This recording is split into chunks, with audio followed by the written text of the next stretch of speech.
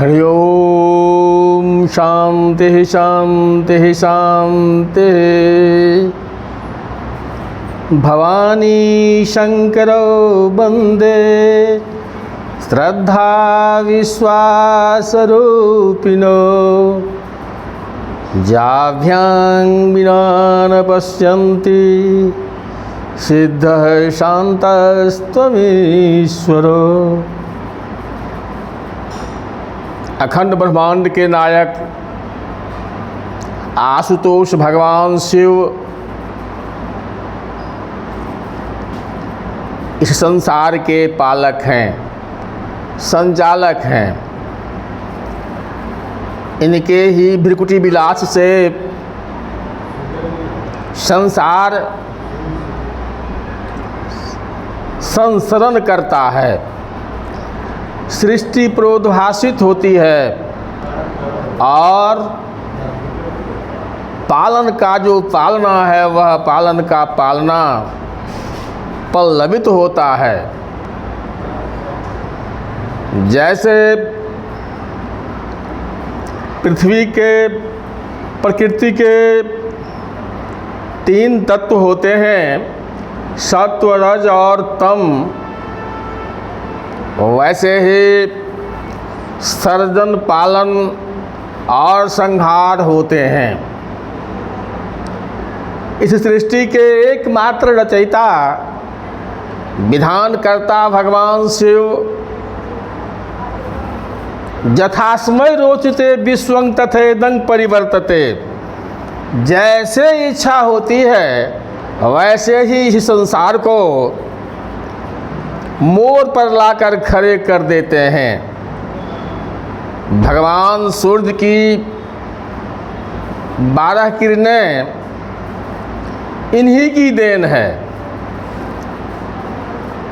प्रकृति में सूर्य चंद्र के जितने भी आलोक प्रकाश हैं सब इन्हीं की देन है। ऐसे भगवान शिव संसार के रचने वाले हैं। सत्व रज तम से इस संसार का पालन करते हैं और अंत में जाकर सबका संहरण कर लेते हैं। पुनः सृष्टि का उद्घाटन होता है, प्रोद्भासन होता है। भगवान शिव तो देवों के देव महादेव हैं, किंतु ये भी लगता है कि पराधीन हैं, ये भी पराधीन हैं। इनके समक्ष देवता, दानव, मनुष्य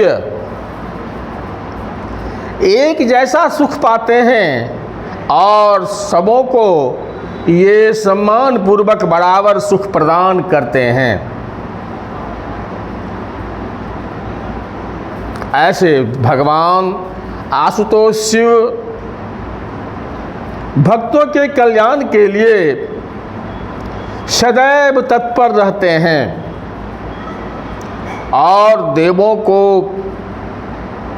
तपश्चर्या के लिए, नियमचर्या के लिए, साधना के लिए कठोर तपस्या करनी पड़ती है, कठोर नियम संयम का पालन करना पड़ता है। किंतु थोड़े ही प्रयास में, थोड़ी ही भक्ति में भगवान शिव प्रसन्न हो जाते हैं और भक्तों को अभय प्रदान करते हैं। और देवों के लिए तो पुष्प, अक्षत, गंधादि इत्यादि नैवेद्यादि की व्यवस्था होती है, तब उनकी पूजा की जाती है। किंतु भगवान शिव ऐसे अवधरदानी हैं जिनकी पूजा के लिए किसी विशेष वस्तु की कोई ज़रूरत नहीं होती है। ज़रूरत होती है तो सिर्फ निश्चल आत्मा की, पवित्र आत्मा की। पवित्र आत्मा की पुकार, पवित्र भावनाओं का संचार भगवान शिव को बहुत ज़्यादा ही प्यारा लगता है। ऐसे भगवान शिव जो देवों के देव महादेव कहलाते हैं, वे भी प्रकृति के काल कराल गाल में समा जाते हैं। इन्हें भी अवरोध का सामना करना पड़ता है। ऐसे महादेव शिव जो रुद्रावतारी कहलाते हैं, इनकी उपयोगिता, इनकी उपादेयता, इनकी विशेषता बतलाते हुए शास्त्रकारों ने कहा है, स्वयं सुरेश ससुरो नगेश सखा धनेश स्तनयो गणेश तमेव भिक्षाटनमेव शंभो बलियसी के बलमीश्वरेच्छा। स्वयं देवताओं के देव महादेव हैं, देवताओं के शिर मुकुट हैं। इनका ससुर हिमालय पर्वतों का राजा है। इनका मित्र धन का स्वामी कुबेर है और पुत्र गणों का मालिक गणेश है। फिर भी इन सभी उच्चस्थ तत्वों के रहने के बाद भी भगवान शिव भिक्षा मांगते हैं, भीख मांगते हैं। यह तो केवल ईश्वर की इच्छा पर में ही निर्भर करता है। ये भी भाग्य के चक्कर में पिसते रहते हैं। ऐसा ही नहीं, इतना ही नहीं, सही गगन बिहारे कलमश ध्वंसकारी 10 शत कर धारे ज्योतिषा मध्यचारे विधिरपि विधि योगात् ग्रस्यते राहुनासो लिखितमपि ललाटे प्रोज्झितुं कः समर्थः। गगन में विहार करने वाले सूर्य चंद्र भी राहु केतु के बस में चले आते हैं। इनकी प्रतिभा को नष्ट कर दिया जाता है। इनके आलोक को, इनकी किरण को, इनकी प्रतिभा को अवगुंठित कर दिया जाता है, जिसे ग्रहण कहा जाता है।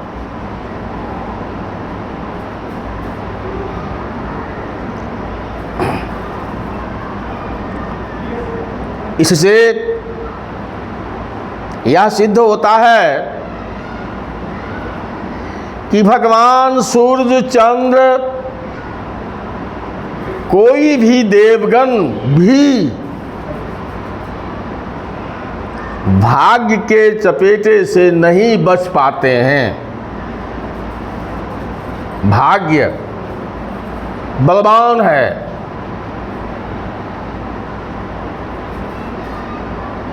रामायण में वशिष्ठ ने भरत से कहा सुनहु भरत भावी प्रबल। भावी प्रबल होता है, भाग्य प्रबल होता है। भाग्य के विधान से ही भगवान भी बंधे हुए हैं। तो फिर साधारण लोगों का क्या कहना है?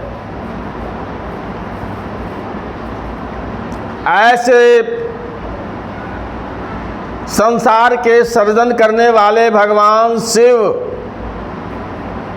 जिन्होंने संसार को बनाया, चलाया और जरापन्न होने पर संहार किया, फिर नवोन्मेष मालिनी सृष्टि का अवतरण किया, ऐसे भगवान शिव जब भक्तों के ऊपर अपनी कृपा दृष्टि देते हैं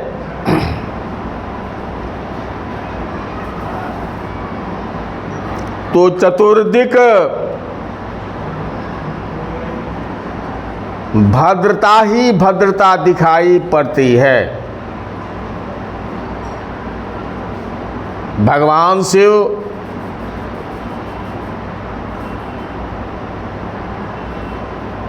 और श्रद्धा, ये दोनों ही प्रकृति के संचालक तत्व हैं। इनके बिना प्रकृति का संचालन असंभव है। भगवान शिव के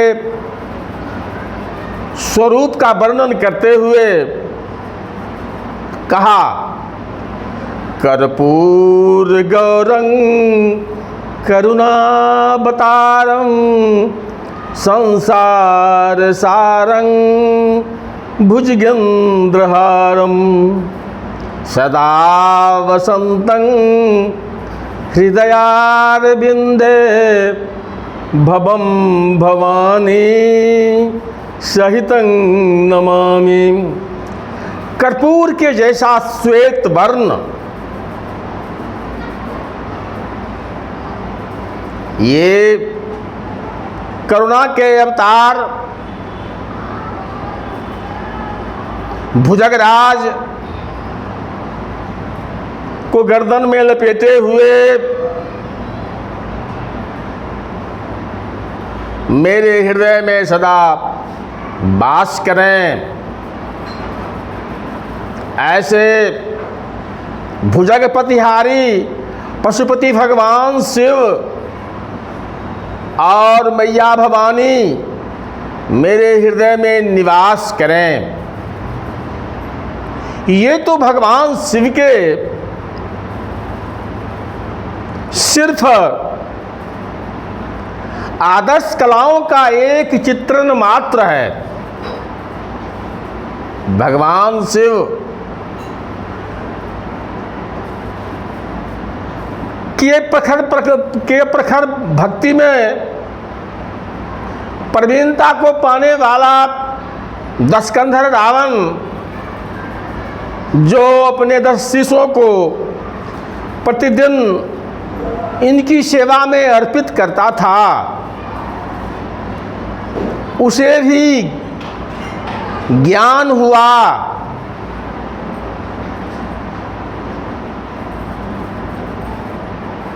शिवेति मंत्र मुच्चरण सदा सुखी भवा में हम। शिव शिव का मंत्र जप करते हुए ही मैं सुखी रह सकता हूँ। भगवान शिव सिर्फ निराकारी पुरुष भगवान ही नहीं है, सिर्फ वरदानी ही नहीं है। ये जैसे देवताओं, ऋषियों, महर्षियों, मनुष्यों को वरदान देते हैं, वैसे ही तपस्या से प्रसन्न होकर असुरों को, राक्षसों को और दैत्यों को भी वरदान देते हैं। और कई बार तो ऐसा हुआ है कि असुरों को मनचाही वरदान देकर स्वयं संकटापन्न हो जाते हैं। ऐसे ये अवधरदानी हैं। श्रृंगार कला के ये गुरु हैं। श्रृंगार कला में भी इनकी पराकाष्ठा प्रोद्भासित होती है। इनके जैसा और कोई भी देवगण नहीं है जो श्रृंगार की पराकाष्ठा को पार कर सके। इन्हीं के भक्त रावण ने अपने शिव तांडव स्तोत्र में कहा है,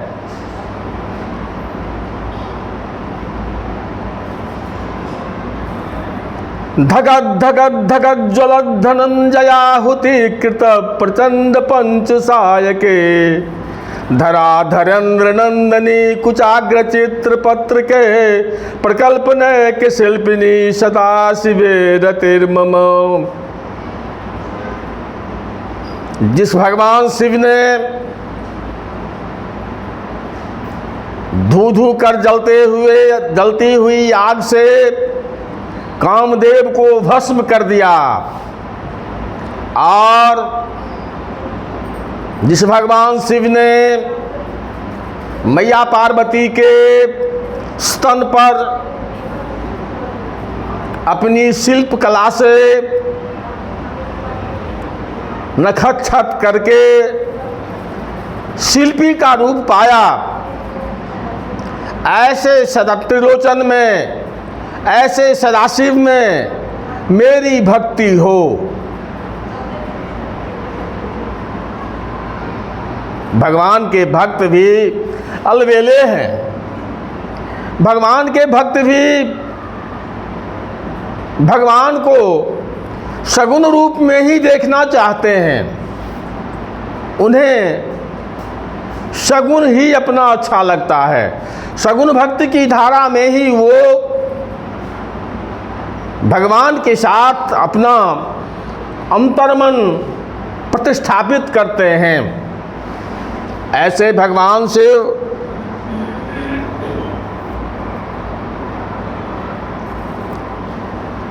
अपने पारिवारिक कलह से टूटकर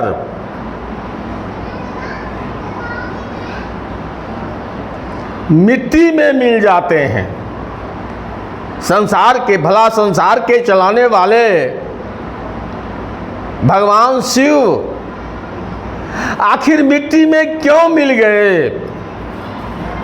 क्या दुविधा पड़ी, क्या विपत्ति पड़ी, क्या आपत्ति पड़ी कि संसार का नियामक मिट्टी में मिल गया? शास्त्रकारों ने कहा, एका भारजा समर रसिका निम्नगा च द्वितीया पुत्रप्येको दुरद बदनः खन्मुखश्च द्वितीयः स्मारं स्वगृहचरितं मृण्मयो विश्वनाथः। बाह्य दृष्टि में भगवान शिव के जैसा कोई नहीं है, किंतु गृहस्थ की भांति ही पारिवारिक कलह से, पारिवारिक चित्रण से प्रदूषित होकर भगवान शिव मिट्टी में मिल गए। एक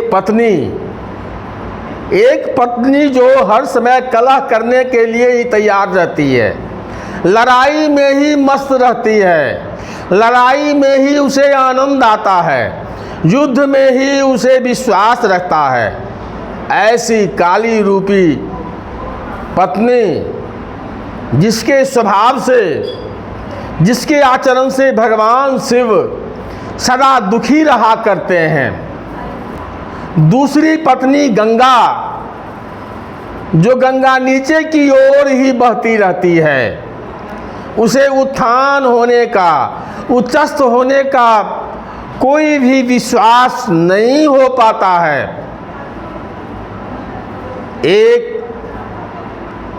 एक बेटा जो है, एक पुत्र जो है, उसका मुंह हाथी जैसा है। एक पुत्र जो है वह 6 मुंह वाला है।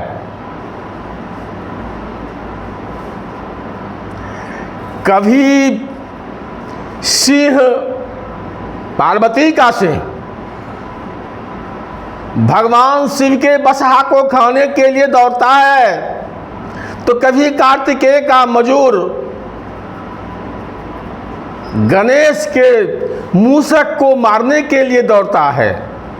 इनका आंतरिक परिवार जो है वह आंतरिक परिवार बिल्कुल ही कलहपूर्ण है। भगवान शिव अपने घर के चरित्र को देखकर मिट्टी में मिल जाते हैं और भक्त इनकी पूजा करते हैं और देवों की मूर्तियों की, आलेखों की पूजा की जाती है। किंतु भगवान शिव को प्रसन्न करने के लिए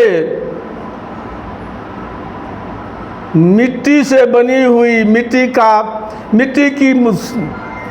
का पार्थिव बनाकर उसकी पूजा कर देने मात्र से ही भगवान शिव प्रसन्न हो जाते हैं। ऐसे भगवान शिव हम सबों का कल्याण करें। हर हर महादेव, बम बम महादेव। जय शिव इति।